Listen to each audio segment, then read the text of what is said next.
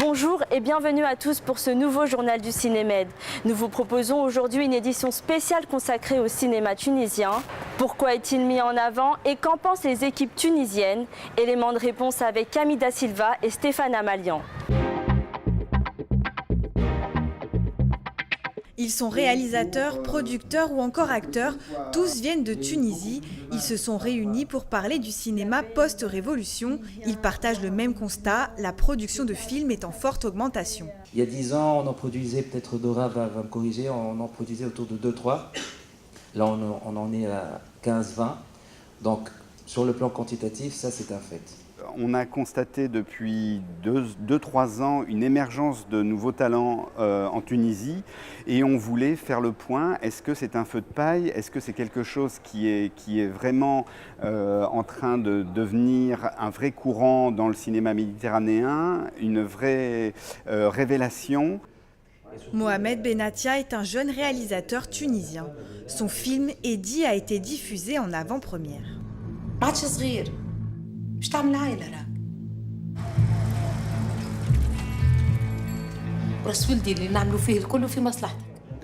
Pour ce cinéaste, il ne faudrait pas limiter le cinéma tunisien à des thèmes attendus comme le printemps arabe ou la place des femmes. On n'est pas dans un cinéma porte-drapeau ou pour délivrer un message ou pour délivrer quoi que ce soit.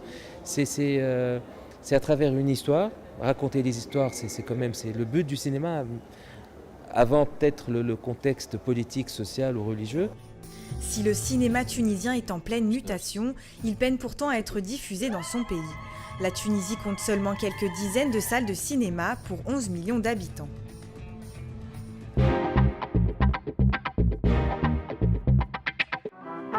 Kaouter Benania, une femme aux talents multiples. La réalisatrice tunisienne suit d'abord des études de commerce, puis elle découvre par hasard le cinéma amateur. Le coup de foudre. Premier succès en 2013, son documentaire Le Chalat de Tunis rafle 2 prix au Festival international du film à Beyrouth. Aujourd'hui, elle revient en force avec un deuxième long métrage, Zaineb n'aime pas la neige.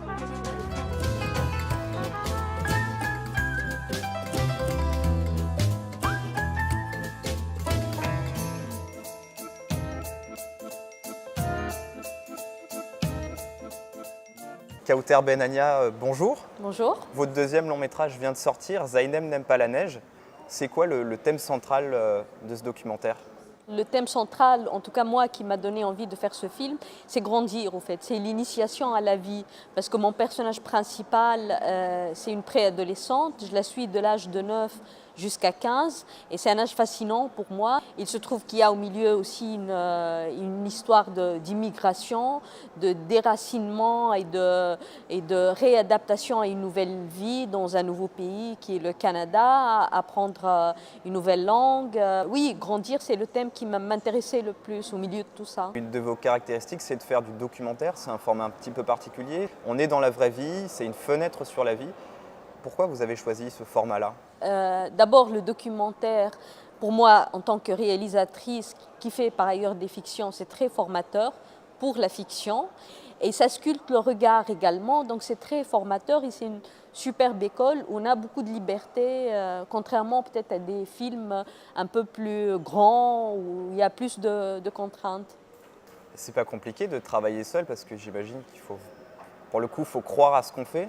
C'est pas compliqué, on n'est jamais face au doute. Le doute, moi j'en ai besoin d'une certaine dose.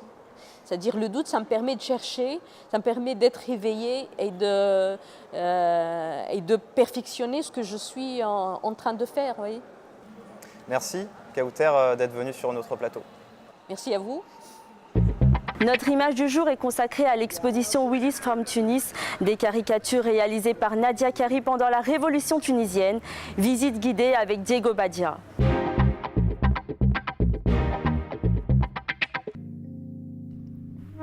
Des caricatures contre la dictature. Dès le début du printemps tunisien en janvier 2011, ce matou insolent dénonce la corruption et les répressions policières.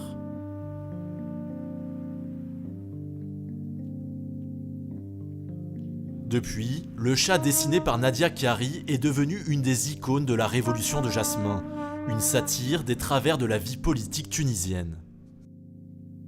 Il vous reste un peu d'espoir en stock. Ça a fleuri au printemps 2011, mais ça s'est vite fané. Actuellement, c'est un combat acharné pour garder le processus démocratique en place et pour voir instaurer une culture de la démocratie. Le dessin comme arme de résistance dans un pays en pleine transition. À présent, nous avons décidé de nous intéresser à l'affiche du festival. Elle est vue par tous, elle sert de promotion au Cinémed. D'où vient-elle? Quelle est son histoire? Réponse en images avec Léa Vezin, Aurore Trespeux et Lucas Baron.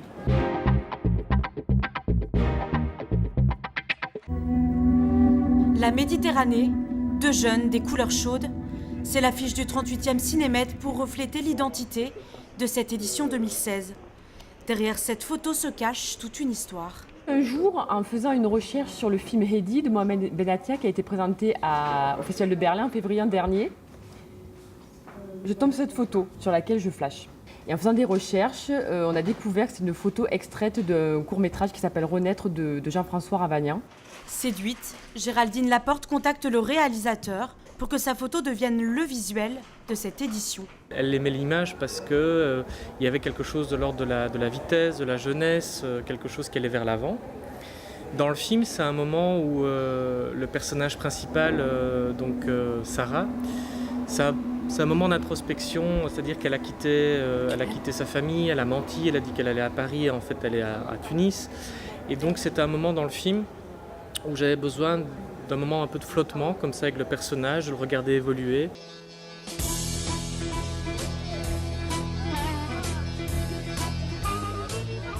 Juste devant le visuel, les organisateurs ont mis en place un dispositif, l'occasion de laisser libre cours à son imagination. On passe à présent à notre rubrique Cinématon. Le principe est simple, les festivaliers sont seuls face à notre caméra. Ils donnent leur avis sur les bandes annonces du Cinémed. Au programme aujourd'hui, le film Printemps tunisien, réalisé par Raja Amari.